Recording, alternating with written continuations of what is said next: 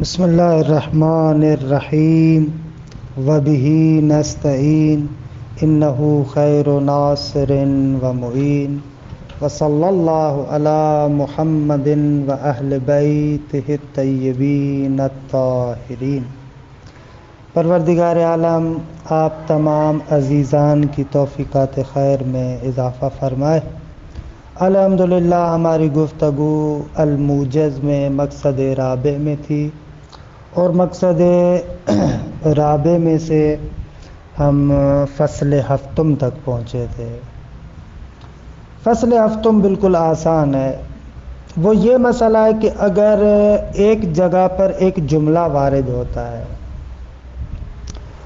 اور اس جملے میں ہم دیکھتے ہیں کہ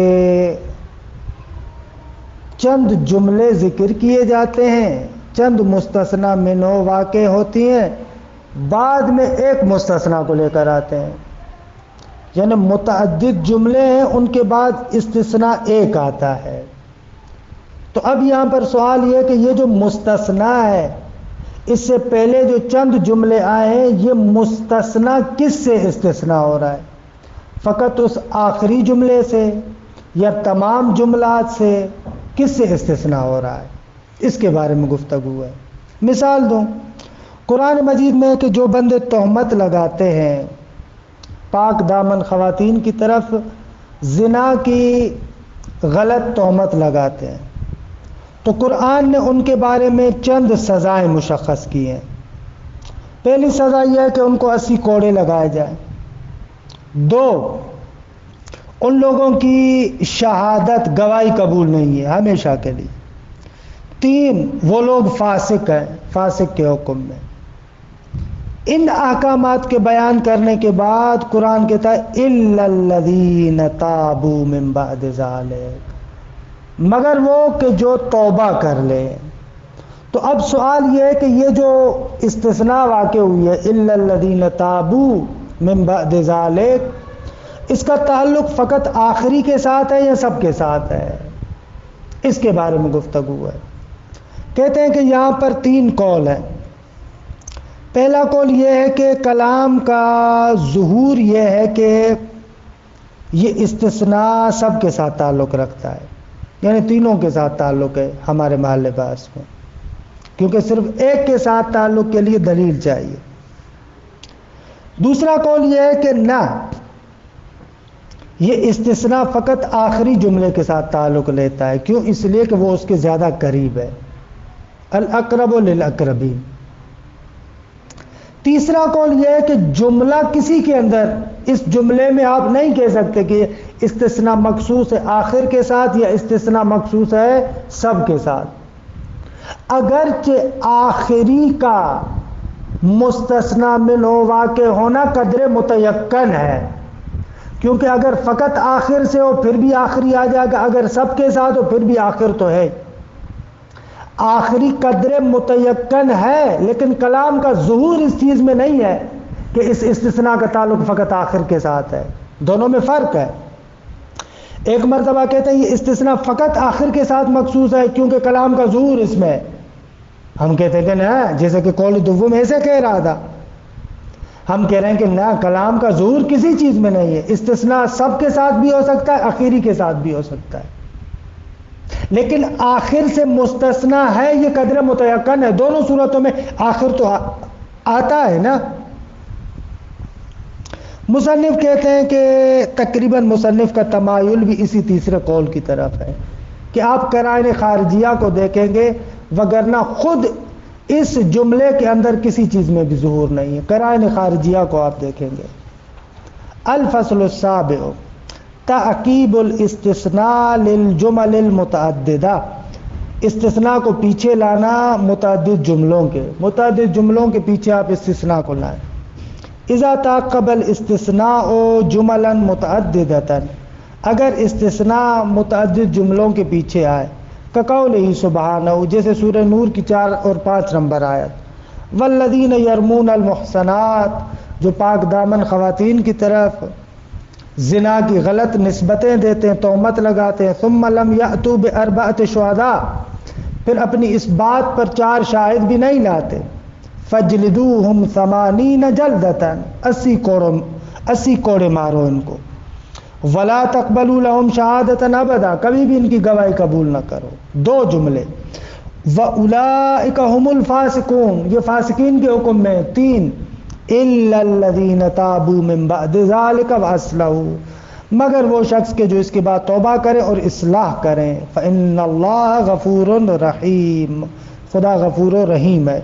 تو یہاں پر 3 جملے ہیں، فَجْلِدُوهُمْ 80 جلدتن 1، وَلَا تَقْبَلُوا لَهُمْ شَهَادَةً أَبَدًا 2، أُولَئِكَ هُمُ الْفَاسِقُونَ 3۔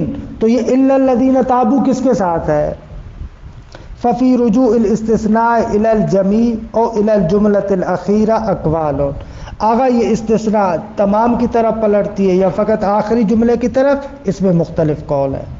پہلا قول، ظہور الکلام فی رجوعہ الى جمیع الجمل، کلام کا ظہور یہ ہے کہ یہ استثناء تمام جملوں کی طرف پلٹتا ہے، لأن تخصیصہ بالأخیرۃ فقط بحاجۃ الی دلیل، کیونکہ اس کو آخری جملے کے ساتھ مخصوص کرنا دلیل کا محتاج ہے، دلیل چاہیے، درحالی کہ ہمارے پاس کوئی دلیل نہیں ہے۔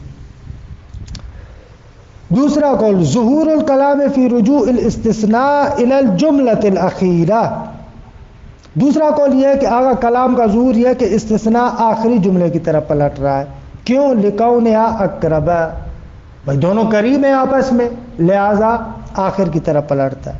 تیسرا قول، عدم ظہور الکلام فی واحد منہما، اگر کلام کا ظہور دونوں میں سے کسی ایک میں بھی نہیں ہے، کسی میں ظہور نہیں ہے۔ وَإِنْ كَانَ رُجُوعُهُ إِلَى الْأَخِيرَةِ مُتَيَقَّنًا عَلَى كُلِّ حَالٍ، لیکن اگرچہ استثناء کا اخیر کی طرف پلٹنا بالاخره قدر متیقن ہے، چاہے پہلے قول کو مانے چاہے دوسرے کو مانے، اخیری تو اس میں آئے گا ہی آئے گا۔ لیکن الرجوع الیہا شیء، لیکن 2 چیزیں، ایک تو اس کو قدر متیقن کے عنوان سے ماننا یہ ایک بات ہے، وظہورہ فیہا شیء آخر، اور دوسرا قول جو کہہ رہا تھا کہ ظہور ہی اس میں ہے، یہ ایک اور بات ہے، دونوں میں فرق کیجئے گا۔ لا شک فی امکان رجوع الاستثناء الی خصوص الاخیرۃ او الجمیع، کہتے ہیں اس میں کوئی شک نہیں کہ ممکن ہے کہ استثناء خصوصیت سے آخر سے تعلق لے، یا یہ بھی ممکن ہے کہ تمام کے ساتھ اس کا تعلق ہو۔ وَإِنَّمَا الْكَلَامُ فِي انعقاد الظہور لواحد منہما عند العقلاء، ممکن تو ہے لیکن بحث یہ ہے کہ کلام کا ظہور کس میں ہے۔ انما الکلام، کلام صرف اس میں ہے کہ ظہور فی انعقاد الظہور لواحد منہما عند العقلاء، عقلاء کے نزدیک ان دونوں میں سے کس میں ظہور رکھتا ہے۔ فالاستثناء كما يحتمل رجوعه الى الاخيرة كذلك يحتمل رجوعه الى الجميع، جس طریقے سے یہ بھی احتمال ہے کہ استثناء آخر کی طرف پلٹے، یہ بھی احتمال ہے کہ سب کی طرف پلٹے۔ والتعیین بحاجۃ الی دلیل قاطع، فرماتے ہیں کہ تعیین کے لیے دلیل قطعی کی ضرورت ہے۔ وما ذکر من الدلائل، کہ پہلے قول والے نے کہا کہ بھائی سب کی طرف پلٹے گا کیونکہ ایک کے ساتھ مخصوص کرنا محتاج دلیل ہے، یہ بھی ایک ظنی دلیل ہے، اور دوسرے قول والے نے کہا کہ بھائی کیونکہ ایک دوسرے کے قریب ہیں لہذا فقط اخیر کے ساتھ تعلق ہے، یہ بھی دلیل ظنی ہے۔ وما ذکر من الدلائل للقولین لا یخرج عن کونہا قرائن ظنیہ، جو دونوں قولوں کے لیے دلائل ذکر کیے گئے وہ قرائن ظنیہ سے خارج نہیں ہے۔ غیر مثبتۃ للظہور، یہ خبر دوم ہے کونہا کے لیے، مثبت ظہور نہیں ہے۔ الحمدللہ یہ بات ختم ہوئی۔ آخری فصل جو یہاں پر مصنف ذکر کر رہے ہیں وہ نسخ اور تخصیص کے بارے میں ہے۔ اچھا، نسخ اور تخصیص کسے کہتے ہیں؟ تھوڑی سی توجہ کریں میری طرف۔ تخصیص میں ہم یہ کہہ رہے تھے کہ ایک عام ہوتا ہے، پھر خاص کے ذریعے سے اس عام کے دائرے کو محدود کرتے ہیں، یعنی اصل حکم کو ختم نہیں کرتے لیکن اصل حکم کے دائرے کو محدود کیا جاتا ہے، اسے کہتے ہیں تخصیص۔ لیکن نسخ یعنی اصل حکم کو اٹھا لینا، ختم کر دینا، اسے کہا جاتا ہے نسخ۔ نسخ میں حکم کا دائرہ محدود نہیں کرتے لیکن باقاعدہ اس کے تمام حکم کو ہی اٹھا لیا جاتا ہے۔ یہ نسخ ہے. کہتے ہیں کہ تخصیص خبر واحد کے ذریعے سے ہو سکتی ہے، کیونکہ تخصیص میں جو ہم نے ایک بات کے ضمن میں کہا، تخصیص حقیقت میں کیا ہوتا ہے، متکلم آ کر اپنے مراد جدی کو بیان کرتا ہے. حکم کو اٹھایا نہیں جاتا، حکم کو ختم نہیں کیا جاتا، حکم اپنی جگہ پر باقی ہوتا ہے، لیکن اس حکم میں مراد جدی کیا ہے اس کو مخصص کے ذریعے سے بیان کیا جاتا ہے. لیکن نسخ کے اندر آغا حکم اٹھا لیا جاتا ہے. تو نسخ فقط اور فقط قرآن مجید کا دلیل قطعی کے ذریعے سے ہوگا، باقی نسخ آپ خبر واحد اور ظنی کے ذریعے سے نہیں کر سکتے. یہ اس بحث کا تقریباً مکمل خلاصہ ہے. بس جزوی نکات ہیں کہ جن کو ہم لوگ عبارت میں دیکھتے ہیں. الفصل الثامن النسخ والتخصیص، کہتے ہیں کہ 8ویں فصل اور آخری فصل جو اس عموم اور خصوص کے بارے میں، وہ نسخ اور تخصیص کے بارے میں. النسخ فی اللغت هو الازالۃ، لغت میں نسخ ازالے کو کہتے ہیں، ختم کرنے کو کہتے ہیں. وفی الاصطلاح، اور اصطلاح میں نسخ کسے کہا جاتا ہے، رفع الحکم الشرعی بدلیل شرعی متأخر، حکم شرعی کا اٹھا لینا بدلیل شرعی متأخر، دلیل شرعی متأخر کے ذریعے سے. ایک پہلے حکم آتا ہے، پھر بعد میں ایک دلیل آتی ہے جو آ کر کہتی ہے کہ بابا پہلا حکم ختم ہو گیا.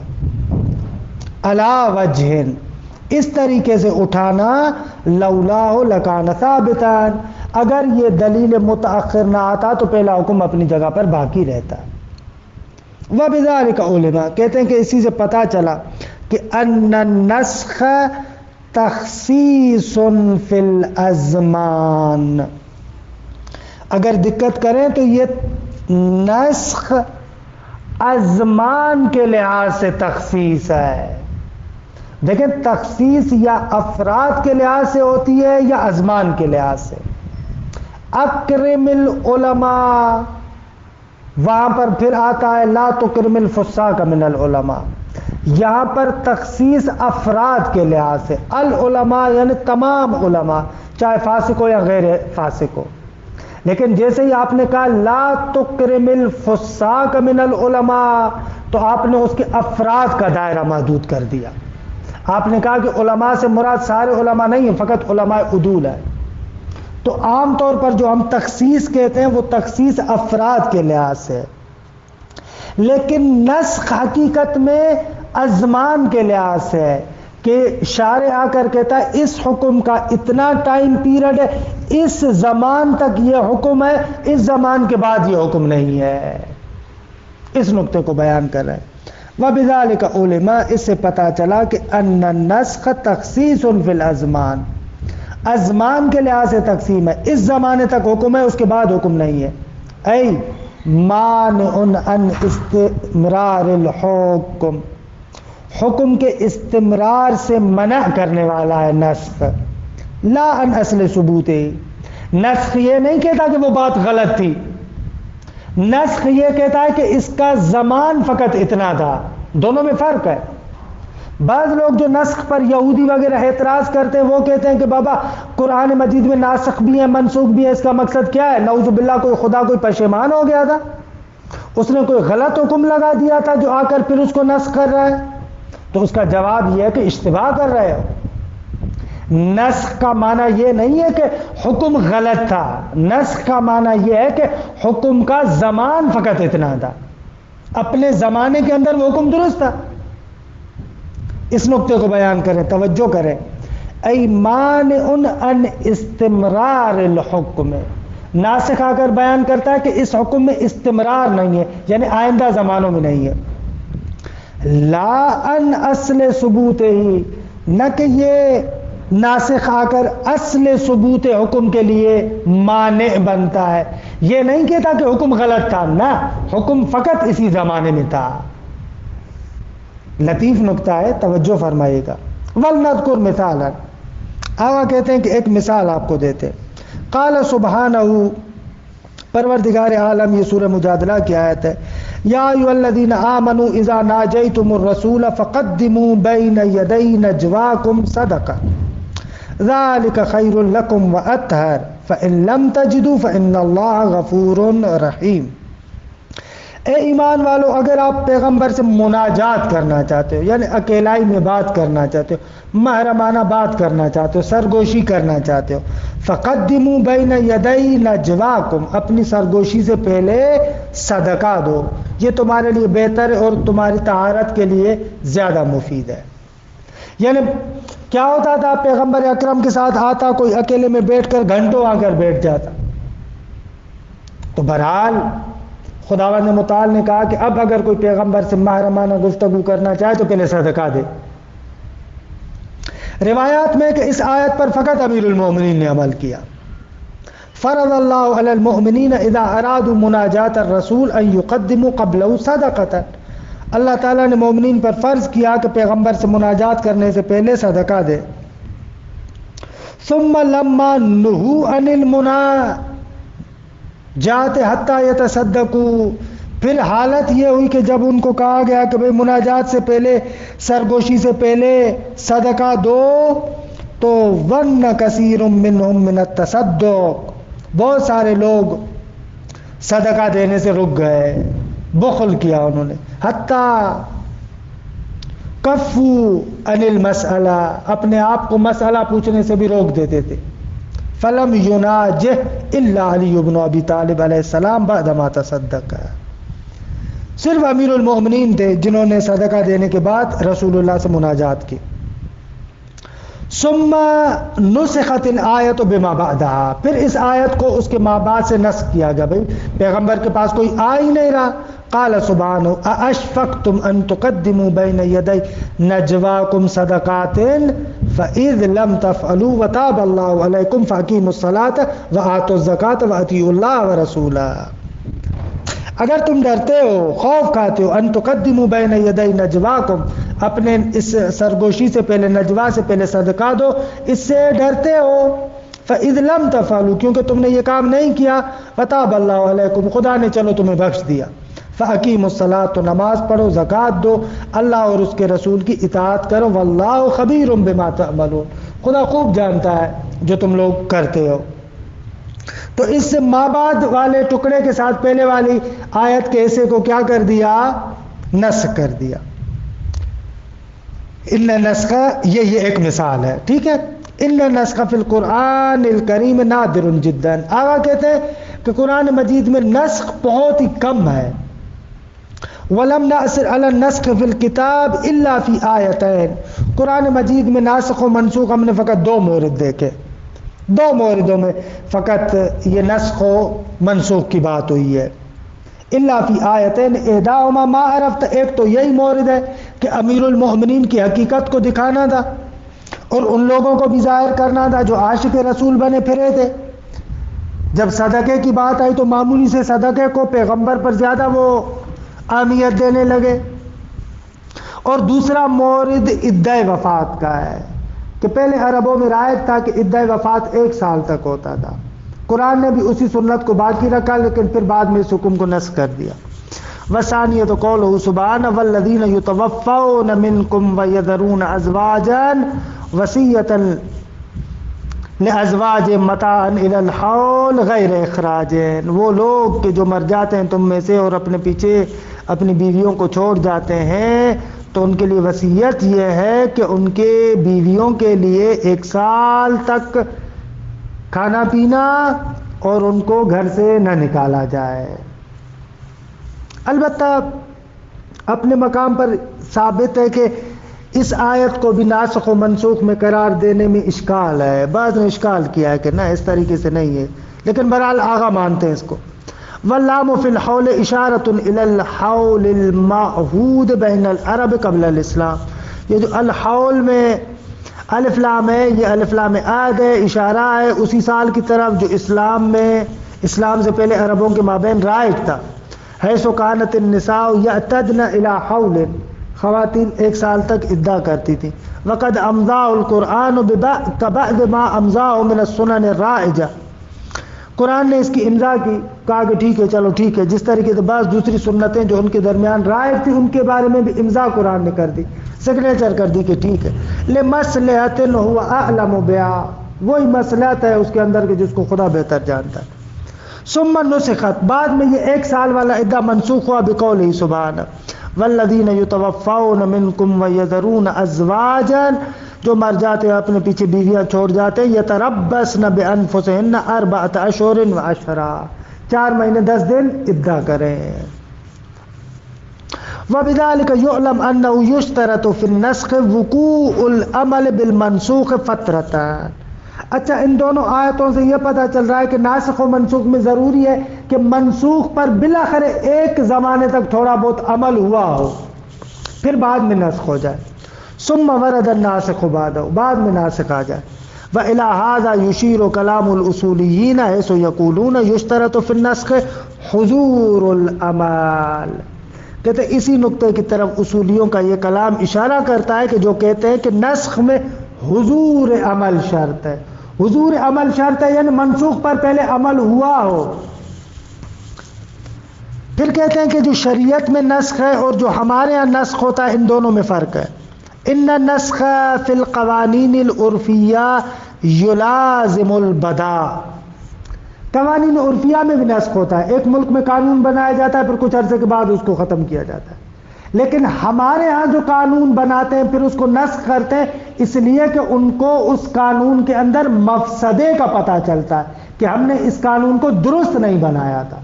یہ بدا کا جو عرفی معنی ہے، بدا یعنی آپ ایک کام کریں کچھ عرصے کے بعد آپ پشیمان ہو جائیں، آپ کو پتہ چلے کہ یار یہ میرا کام تو غلط تھا، یہ بدا عرفی معنی میں استعمال ہوتا ہے۔ اس معنی میں بدا خدا کی طرف منسوب نہیں ہے، ایسے نہیں ہوتا خدا ایک عمل کرے نعوذ باللہ بعد میں خداوند متعال اس عمل سے پشیمان ہو جائے، نہ، اس معنی میں خدا کی طرف بدا کی نسبت نہیں دے سکتے آپ۔ البتہ بدا کا ایک درست معنی ہے کہ جو کلام میں ذکر ہوتا ہے، لیکن وہ بدا اس جہالت اور ندامت کی بنا پر نہیں ہوتا، وہاں پر بدا یعنی اطلاق قدرت خدا۔ ان النسخ فی القوانین العرفیہ یلازم البدا، کہتے ہیں کہ نسخ جو قوانین عرفی میں ہوتا ہے وہ بدا کے ساتھ ملازم ہوتا ہے، یعنی جہالت، پشیمانی، پتہ نہیں ہوتا، غلط قانون بنا دیا۔ اے ظہور ما خفی لہم من المصالح والمفاسد، وہ مصالح اور مفاسد جو ان پر مخفی ہوتی ہیں وہ ظاہر ہو جاتی ہیں، ان کو پتہ نہیں تھا۔ ظہور ما خفی، یہ بدا کا معنی غلط ہے، یعنی غلط معنی ہے، یعنی اس معنی میں خدا کی طرف نسبت نہیں دے سکتے، لیکن اظہار ما خفی، اظہار ما خفی یہ بدا کا معنی صحیح ہے۔ ظہور اور اظہار میں جو فرق ہے وہی بدا کے غلط اور صحیح معنی میں فرق ہے۔ ظہور یعنی اس کو پتہ نہیں تھا، اظہار یعنی پتہ تھا لیکن مصلحت کی بنا پر چھپایا ہوا تھا۔ وَهَذَا بِخِلَافِ النَّسْخِ فِي الْأَحْكَامِ الشَّرْعِيَّةِ، لیکن احکام شرعیہ میں جو نسخ ہے وہ ایسے نہیں ہے۔ فَإِنَّ عِلْمَهُ سُبْحَانَهُ مُحِيطٌ، اس لیے کہ خداوند متعال کا علم احاطہ کیے ہوئے، لا يعزب عن علمه مثقال ذرة في الارض ولا في السماء، اس کے علم سے ذرہ برابر بھی زمین و آسمان میں مخفی نہیں ہے کوئی چیز، لا يعزب، کوئی بھی چیز چھپی ہوئی نہیں ہے، عن علمه، اس کے علم سے، مثقال ذرة، ذرہ برابر، مثقال ذرہ، ذرہ برابر۔ فاللہ سبحانہ یعلم مبدأ الحکم وغایتہ، خدا کو پتہ ہے حکم کے آغاز کا بھی پتہ ہے، انجام کا بھی پتہ ہے۔ غیر ان المصلحۃ اقتضت اظہار الحکم بلا غایت، لیکن مصلحت کا تقاضا یہ تھا کہ حکم کو بغیر غایت کے ابتدا میں ذکر کیا جائے، ابتدا میں یہ نہ بیان کیا جائے کہ اس حکم کو ہم اتنے پیریڈ کے لیے بیان کر رہے ہیں، مصلحت اس میں دی۔ لیکنہ فی الواقع مغیّہ، اگرچہ واقع اور حقیقت میں اس کی شروع سے ہی غایت مشخص تھی کہ یہ حکم فقط اتنے پیریڈ کے لیے، اتنے زمان کے لیے ہے۔ فقط خرجنا بہذا النتیجہ ان النسخ فی الاحکام العرفیہ، بس نتیجہ یہ نکلا کہ احکام عرفیہ میں جو نسخ ہوتا ہے رفع للحکم واقعاً، واقع اور حقیقت سے حکم کو اٹھا لینا ہے. وَلَكِنَّهُ فِي الْأَحْكَامِ الْإِلَٰهِيَّةِ دَفْعٌ لَهَا، لیکن احکام الہیہ میں حکم در حقیقت دفع ہوتا ہے. اچھا، رفع اور دفع میں فرق ہے. رفع کا مقصد یہ ہے کہ ایک چیز آ جائے پھر اس چیز کو آپ اٹھا لیں، اس کو کہتے ہیں رفع. دفع کا مقصد یہ ہے کہ ابھی چیز وہ آئی نہیں ہے، پہلے سے آپ اس کو اٹھا لیں. مثال، ایک مرتبہ خدا نخواستہ آپ کے گھر میں چور گھس جاتا ہے، آپ اس چور کو بھگا دیتے ہیں، اس کو کہا جائے گا رفع. چور آپ کے گھر میں گھس آیا تھا، آپ نے اس کو پھر باہر نکال دیا. دوسری مرتبہ چور کو آپ گھر میں گھسنے ہی نہیں دیتے، اس کو کہتے ہیں دفع. آغا کہتے ہیں کہ یہ جو عرفی نسخ ہے اور جو شرعی نسخ ہے، ان دونوں میں بھی فرق اسی طریقے سے رفع اور دفع والا ہے. عرفی طور پر جو قانون بنایا جاتا ہے، وہ قانون بنانے والا پہلے قانون بناتا ہے کہ بھئی یہ اچھا ہے، وہ ہمیشہ کے لیے قانون بناتا ہے. لیکن پھر بعد میں پتہ چلتا ہے اس میں تو فلاں عیب ہے، اس میں تو فلاں نسخ ہے، لہذا پھر اس قانون کو اٹھا لیتا ہے. یعنی گویا کہ اس نے قانون تمام زمانوں کے لیے بنایا تھا، لیکن بعد میں مصلحت کے بنا پر اس کو اٹھا رہا ہے، لہذا رفع کر رہا ہے. لیکن شریعت میں ابتدا میں ہی قانون فقط مخصوص زمان کے لیے تھا، بعد والے زمانوں کے لیے اصلاً تھا ہی نہیں، تاکہ رفع کی بات کی جائے.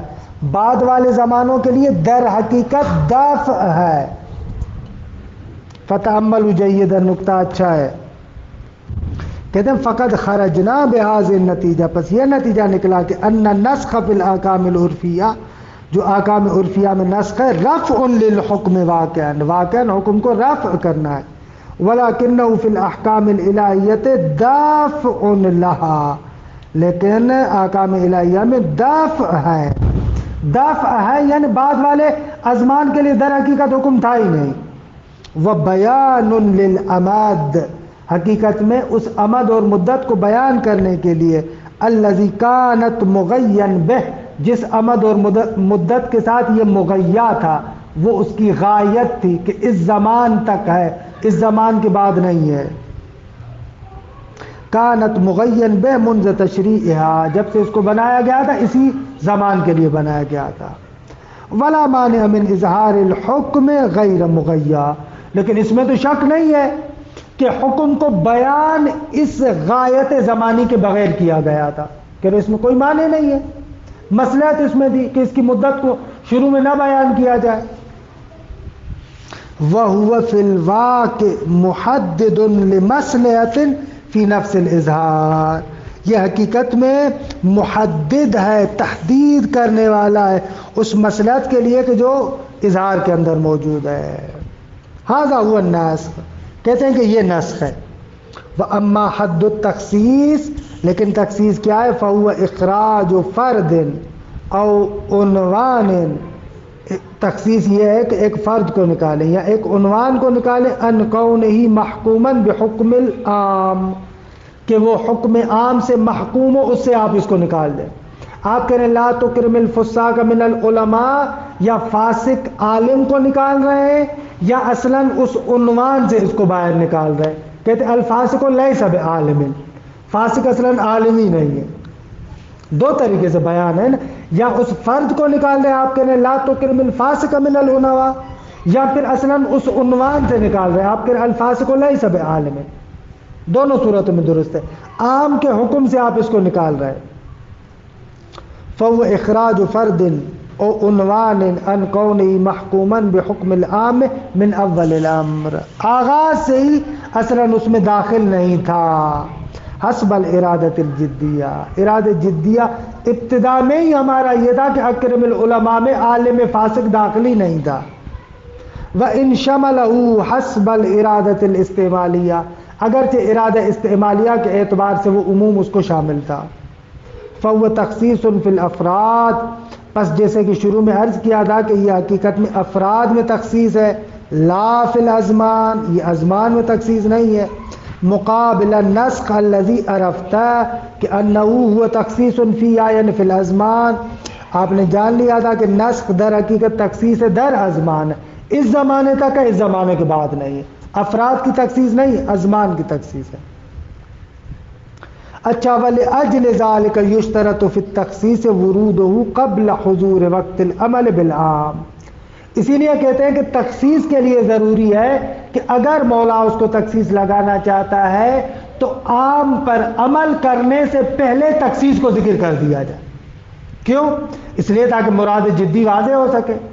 لیکن نسخ میں یہ ہے کہ منسوخ پر پہلے عمل ہو چکا ہو۔